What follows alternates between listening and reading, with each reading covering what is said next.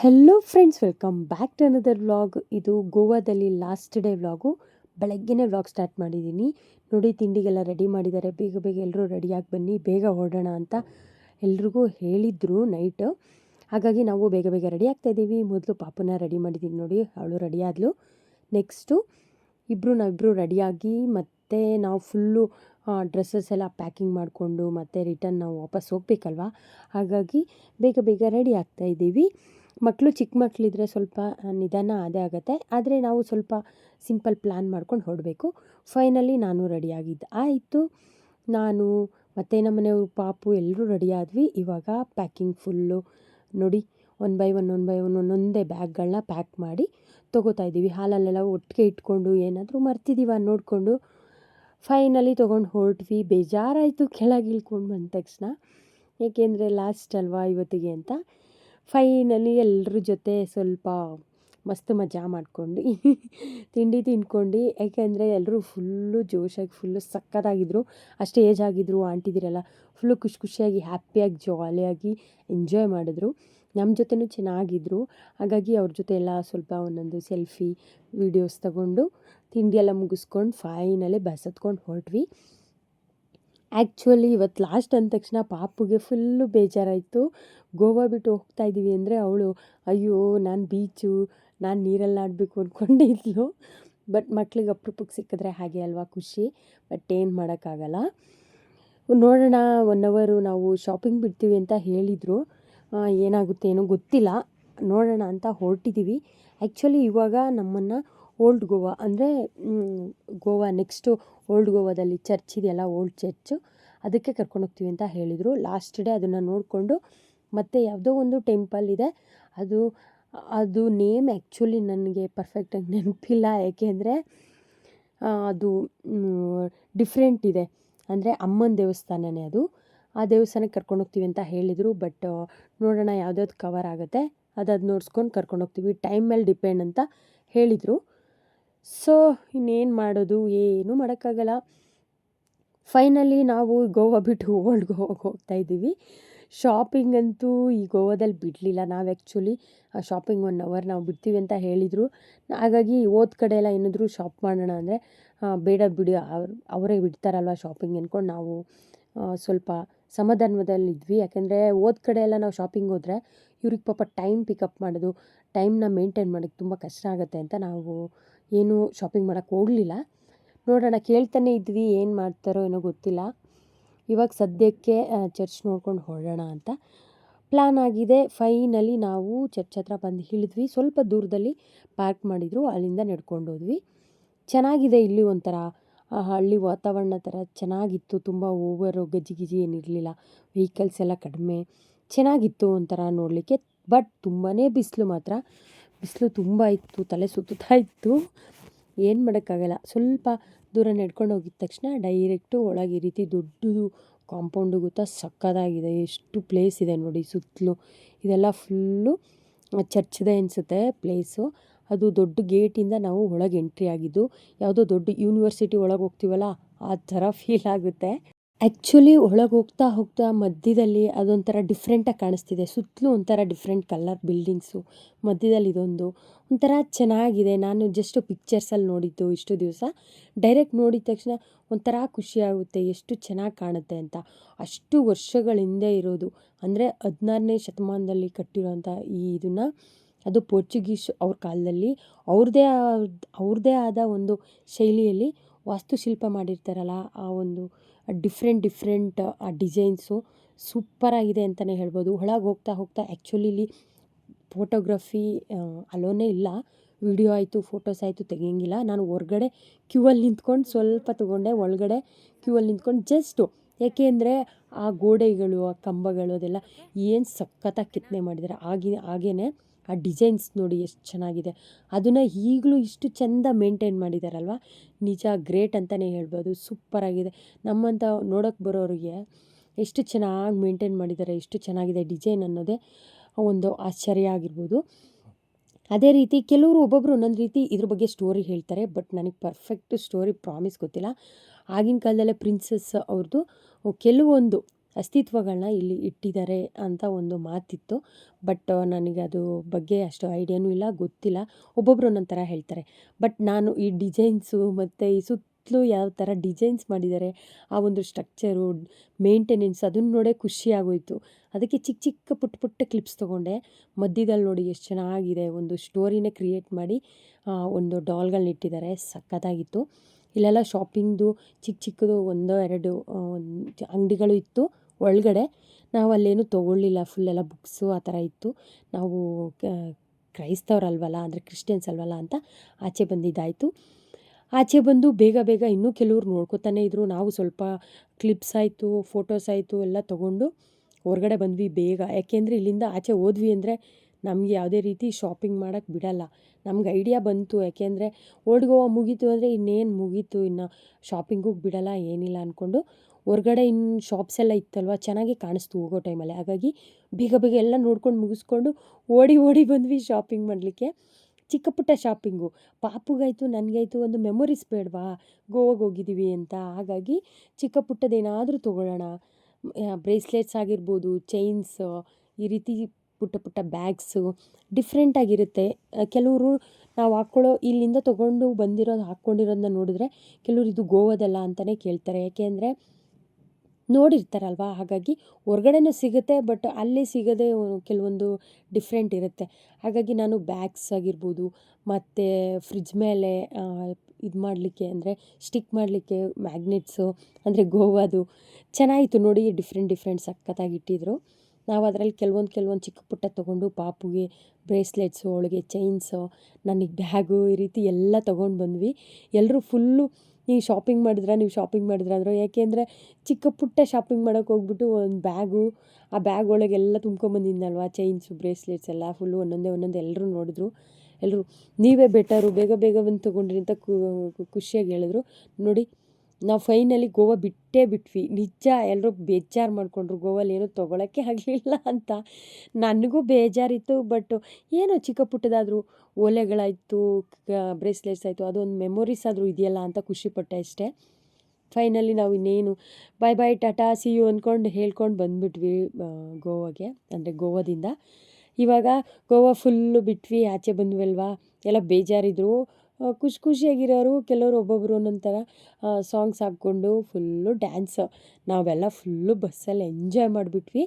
Next ಎಲ್ಲೋಗೋದು ಅನ್ನೋದರಲ್ಲಿ ಇನ್ನೇನಿಲ್ಲ. ಗೋವಾ ಬಿಟ್ಟು next ಹೋಗಬೇಕು ಅಂದರೆ ನಾವು ಹೊನ್ನಾವರದ ಮೇಲಿಂದ ಮತ್ತು ಮುರುಡೇಶ್ವರ. ಹೊನ್ನಾವರ ಬೆಳಗ್ಗೆನೇ ಚೆನ್ನಾಗಿರೋದು ನೋಡಲಿಕ್ಕೆ.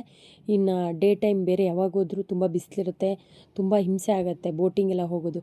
ಹಾಗಾಗಿ ನಾವು ಇವಾಗ ಎಲ್ಲೋಗೋದು ಏನು, ನಾವು ಆ್ಯಕ್ಚುಲಿ ಸಂಜೆ ಟೈಮು ಹೊನ್ನಾವರ ಚೆನ್ನಾಗಿರುತ್ತಲ್ಲ, ಕರ್ಕೊಂಡು ಹೋಗ್ಬೋದು ಅಂದ್ಕೊಂಡ್ವಿ. ಬಟ್ ನೋಡೋಣ ಎಲ್ಲೋಗ್ತಾರೆ ಅಂತ ಸರಿಯಾಗಿ ಗೊತ್ತಿಲ್ಲ. ಇನ್ನು ಮಧ್ಯಾಹ್ನ ಊಟ ಬೇರೆ, ಎಲ್ಲಿ ಏನು ಅದೆಲ್ಲ ಇನ್ನೂ ಪ್ಲ್ಯಾನು ಅವ್ರು ಕರೆಕ್ಟಾಗಿ ಹೇಳಿಲ್ಲ.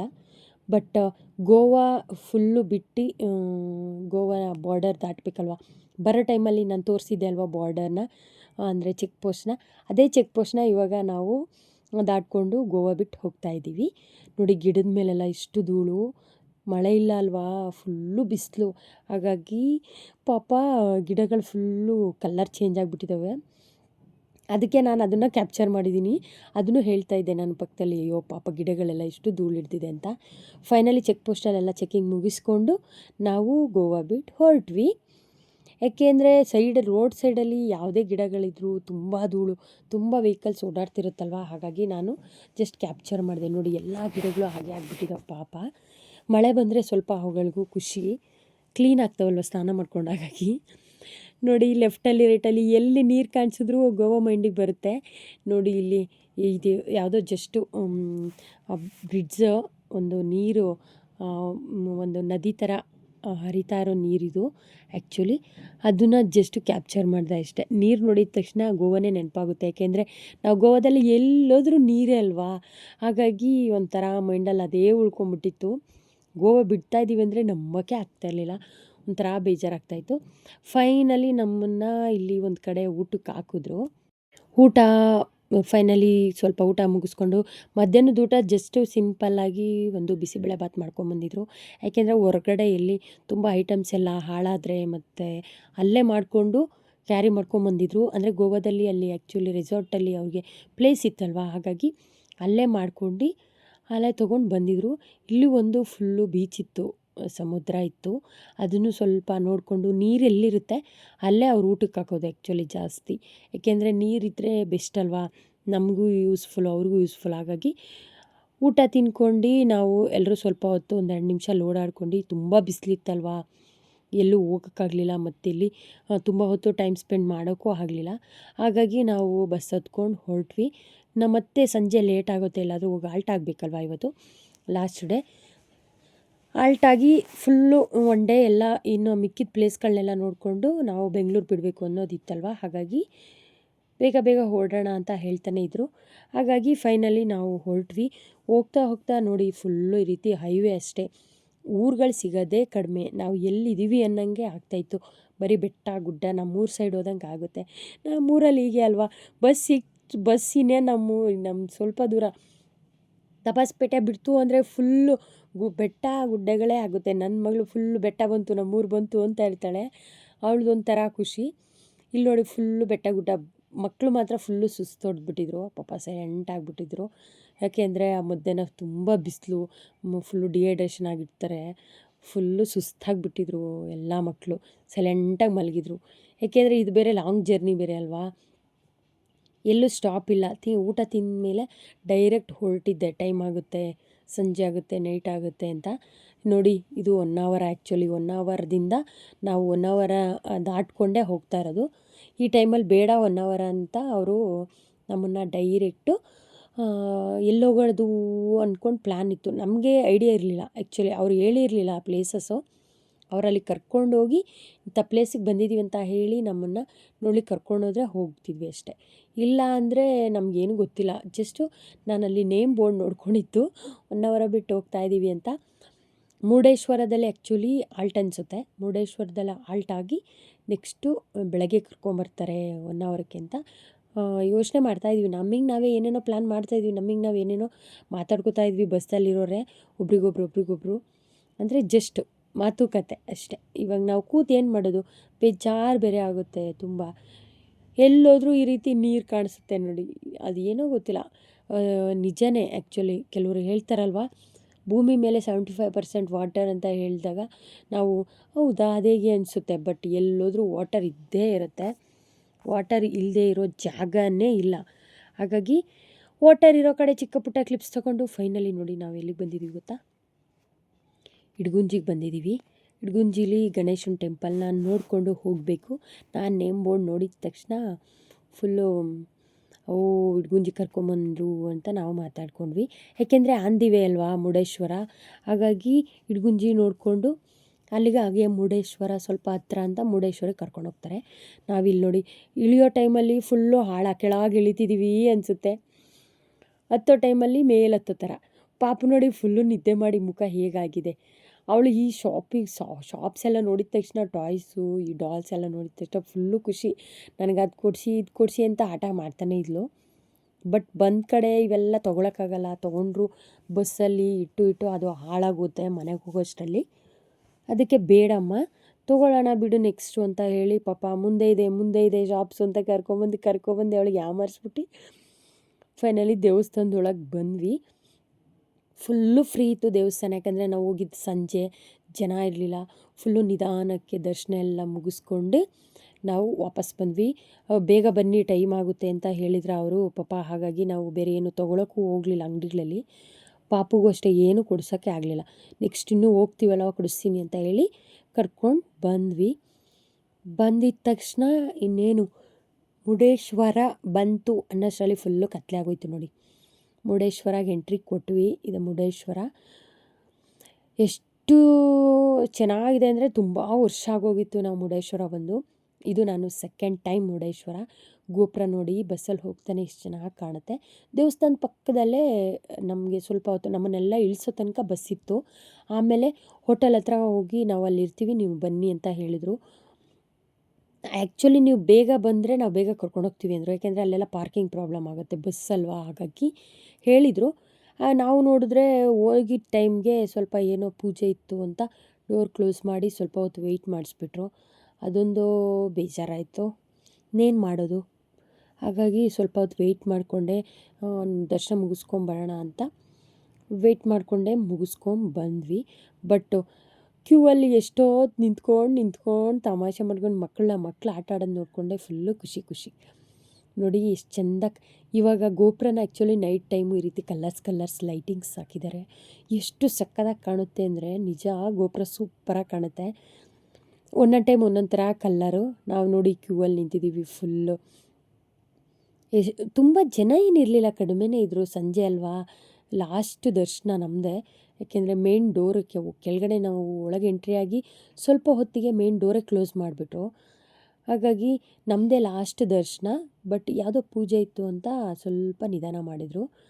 ನೋಡಿ ಫುಲ್ಲು ಎಷ್ಟು ಚೆನ್ನಾಗಿದೆ ಕಲ್ಲರು. ಇಂಡಿಯಾ ಫ್ಲ್ಯಾಗ್ ಕಲ್ಲರ್ ಬಂತು. ನನಗೆ ಸೂಪರಾಗಿ ಅನಿಸ್ತು. ಅದಕ್ಕೆ ನಾನು ಕ್ಲಿಪ್ಸ್ ತೊಗೊಂಡೆ. ಚೆನ್ನಾಗಿದೆ ಅಲ್ವಾ. ಹಾಗೆ ಚಿಕ್ಕ ಪುಟ್ಟ ಪಕ್ಕ ದೇವಸ್ಥಾನಗಳನ್ನು ಎಲ್ಲ ನೋಡಿಕೊಂಡು ಓಡಾಡಿಕೊಂಡು, ಯಾಕೆಂದರೆ ಯಾವುದೇ ದೇವಸ್ಥಾನದಲ್ಲಿ ಒಳಗೆ ಹೋದ ತಕ್ಷಣ ನಮಗೆ ವೀಡಿಯೋ ಫೋಟೋಸ್ ಆಯಿತು ಅಲೋ ಇಲ್ಲ. ಹಾಗಾಗಿ ನಾವು ಹೊರಗಡೆ ಬಂದು ದರ್ಶನ ಮುಗಿಸ್ಕೊಂಡು ಅಕ್ಕಪಕ್ಕದಲ್ಲಿ ಚಿಕ್ಕ ಪುಟ್ಟ ದೇವ್ರುಗಳ್ನ ಮುಗಿಸ್ಕೊಂಡು, ನೋಡಿ ಇಲ್ಲಿ ಆ್ಯಕ್ಚುಲಿ ದೇವ್ರುಗಳ್ನ ಎಷ್ಟು ಚೆನ್ನಾಗಿ ವಿಗ್ರಹಗಳನ್ನ ಇಟ್ಟಿರ್ತಾರೆ. ಕೂತು ಸ್ವಲ್ಪ ಹೊತ್ತು ಸಮಾಧಾನವಾಗಿ ಮೈಂಡ್ ಫ್ರೆಶ್ ಮಾಡ್ಕೊಳ್ಳೋಕ್ಕೆ ಅಲ್ಲಿ ಪ್ಲೇಸ್ ಇರುತ್ತೆ. ಅಲ್ಲಿ ಟೈಮ್ ಪಾಸ್ ಮಾಡಿ ಕುತ್ಕೊಂಡು ಬಂದು ಫೈನಲಿ ಸ್ವಲ್ಪ ದೂರ ಇತ್ತು ಗೊತ್ತಾ, ಬಸ್ ಬಂದುಬಿಟ್ಟಿತ್ತು ರೂಮ್ ಹತ್ರ. ನಡ್ಕೊಂಡೇ ಬಂದ್ವಿ. ಇವತ್ತಿನ ವೀಡಿಯೋ ಇಷ್ಟೇ. ನೆಕ್ಸ್ಟ್ ವೀಡಿಯೋದಲ್ಲಿ ಮತ್ತೆ ಸಿಗೋಣ. ಅಲ್ಲಿ ತನಕ ಟೇಕ್ ಕೇರ್, ಬಾಯ್.